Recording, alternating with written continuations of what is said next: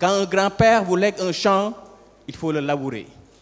Quand un grand-père vous lègue un champ, il faut se l'approprier et il faut y planter des graines, ces graines d'avenir.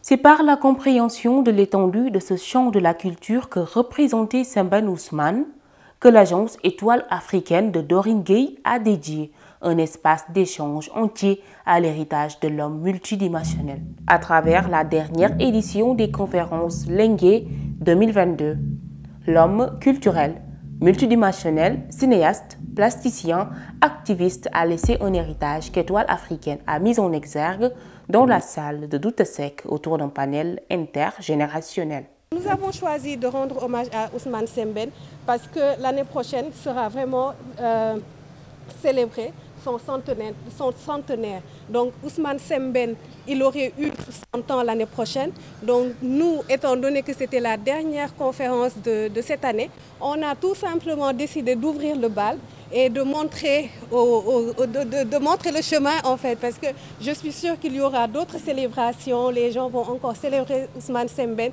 et son œuvre est vraiment intarissable. Le professeur Magaye Kassé et le critique littéraire Baba Diop, panélistes de l'événement, ont entamé les échanges en fixant l'auditoire sur qui était l'homme à la pipe et quelle était la portée de ses œuvres. Il s'est opposé à la guerre d'Algérie. Il a été à la CGT qui l'a formé, il a été au Parti communiste français qui l'a formé. Et il le dit d'ailleurs lui-même dans des interviews. Le fait d'avoir fréquenté la bibliothèque de la CGT, de ne pas avoir vu des écrivains africains, l'ont poussé quand même à se poser la question pourquoi les Africains n'écrivent pas. Mais le fait de son engagement en ce moment-là, dans ses romans, et le fait de se dire que ce que j'écris ne s'adresse qu'à des élites qui peuvent lire et écrire, je dois avoir un médium qui me permette de parler plus directement aux gens à qui je m'adresse. Et c'est là que, grâce au parti africain de l'indépendance, à ses relations avec l'Union soviétique, parce qu'à l'époque, les partis communistes étaient très liés, comme ils l'ont été d'ailleurs après pour envoyer des étudiants dans les pays socialistes se former. Actuellement, l'un des député du Bundestag en Allemagne a été envoyé par la Ligue démocratique en Allemagne de l'Est pour étudier. Sembène est parti à Moscou étudier le cinéma. Moi, je dis que Sembène avait déjà bouclé la boucle, en tout cas en ce qui concerne son cycle de femmes. On a commencé avec Borom Saret, cette femme qui sort en disant « Demain, ce soir, nous mangerons ». Femme au combat, ensuite, on l'a vu dans tous ses films. Et la boucle, c'était avec quand même Moladé. Moladé, son écriture cinématographique est intéressante à analyser parce qu'au cinéma, on nous dit que le cinéma, c'est quoi? C'est un homme et une femme avec un objectif et des obstacles.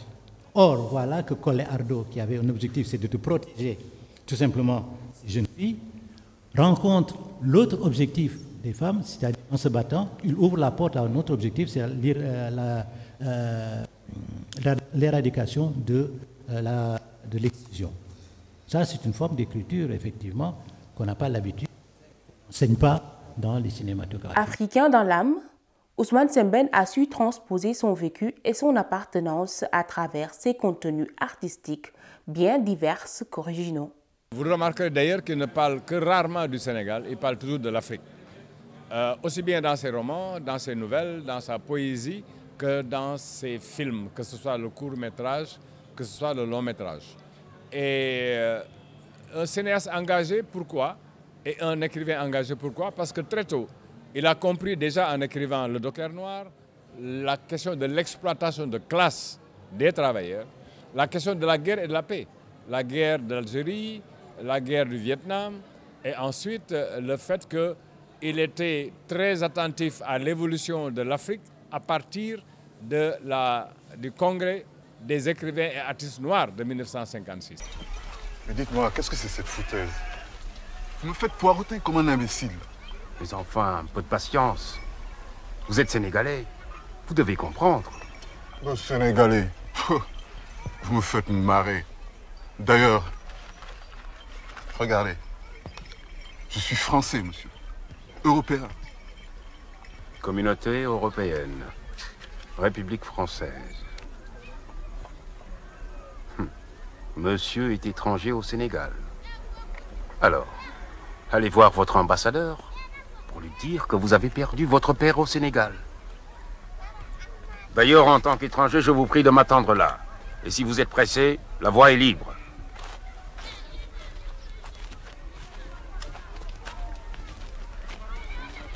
Après avoir montré la voie à sa génération, l'œuvre de Ousmane Sembène impacte encore les jeunes cinéastes sénégalais. Pablo Pi, cinéaste et panéliste, se prononce sur l'effet Sembène sur le cinéma actuel. On essaye de comprendre l'œuvre de Sembène et d'en tirer des choses sur lesquelles il va enrichir, nourrir nos récits en tant que réalisateur. Et c'est ce que nous essayons de faire. Et que moi, ce que je trouve que Sembène a fait, pas de moi seul, mais de nous, de ma génération, c'est qu'il nous a appris que filmer quelqu'un, c'est montrer sa grandeur. Filmer un personnage, c'est pas le casser, c'est le rehausser, c'est montrer à quel point elle est majestueuse, à quel point elle est humaine, quoi. Et ça, j'en ai tiré, et les autres collègues aussi en ont tiré des leçons sur lesquelles on essaye de faire des films dans ce sens. Le rapport entre le cinéma de Sembène et celui des jeunes réalisateurs mis à nu par les intervenants et panélistes qui ont témoigné de l'authenticité des œuvres de Sembène Ousmane et du besoin de ressourcer le cinéma africain. Les défis sont à peu près les mêmes. C'est une lutte de classe, c'est des mêmes injustices qui existent.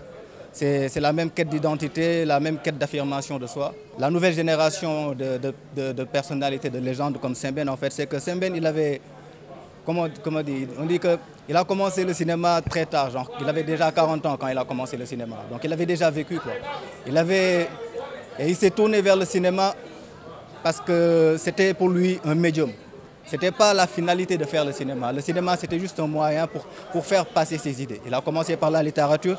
Il s'est rendu compte que c'était quelque chose d'élitiste, que c'était destiné à une certaine frange très restreinte de la population, les élites. Et lui, il voulait s'adresser au peuple, il voulait s'adresser aux gens de la rue, à monsieur tout le monde, en fait.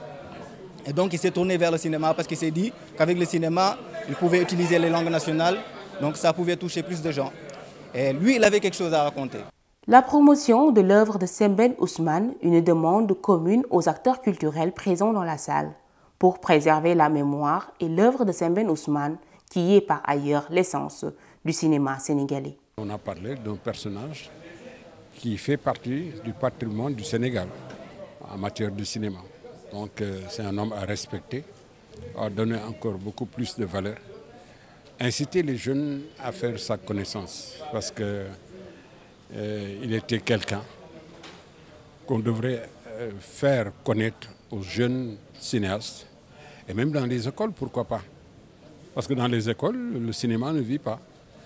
On a beau parler des images et consorts, mais jamais on parle du cinéma dans les écoles. Or, on pouvait prendre le cinéma comme matière, ne serait-ce que pour la formation de l'homme dans son contexte socio-économique, sinon socio-historique. On ne nous enseigne pas assez Sembène. Or, il est un précurseur dans son domaine et son cinéma, c'est le cinéma du quotidien des Sénégalais. C'est le cinéma du Sénégalais qui se projette dans l'avenir pour faire partie du concert des nations. Donc c'est un cinéma important qui devait être enseigné au Sénégal, aux jeunes, pour qu'ils puissent, disons, avoir une bonne base dans le domaine de la cinématographie sénégalaise pour pouvoir à leur tour s'exprimer à travers ce biais qu'est le cinéma. À l'issue de cette rencontre enrichissante autour de l'auteur de Khala, il était question de comparaison entre les deux générations, des introspections de part et d'autre pour préserver cet héritage hors du commun. L'œuvre de Ousmane Sembène a été vendue à une université américaine, je pense, du nom d'Indianapolis. C'est vraiment ahurissant et incompréhensible parce que, comme je disais tantôt, c'est un patrimoine, c'est à l'État de le sauvegarder. Comme on a dit aussi durant le panel, il devait y avoir le musée de Sembène au Sénégal. Sembène est célébré davantage à l'extérieur que dans son propre pays. Or, c'est quelqu'un qui a participé à l'éveil des consciences, au même titre que tous les, disons, premiers Sénégalais et Africains qui se sont battus pour les indépendances.